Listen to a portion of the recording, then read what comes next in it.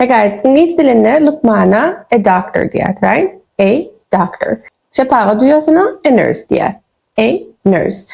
Yani Lukman'ın her hil görünüşleri var. Göz Lukman'ı, yürek Lukman'ı, ayal Lukman'ı ve şunu mendişler. Gelin şu İngiliz dilinde şöyle ne etip aydılıyam, şunu öğrenelim. Bu videonun iki bölümünün tevavi listede çıkılacak. Okay, birinci general practitioner. General practitioner. General practitioner bizde simeyni doktor, yani başka Lukman'ı değil ya, right? General practitioner. İkincisi pediatrician. Pediatrician. Pediatrician pediatrlar, yani çağrılara ya da bebekleri terediyen doktorlar aydılıyor. Pediatrician. Son geliyor dentist. Dentist. Dentist diş Lukmanı. Dentist. Ondan sonra geliyor cardiologist. Cardiologist. Cardiologist yürek Lukmanı. Cardiologist.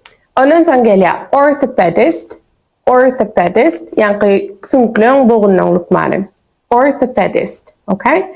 Ondan sonra geliyor ophthalmologist. Ophthalmologist. Ophthalmologist göz Lukmanı aydılıyor.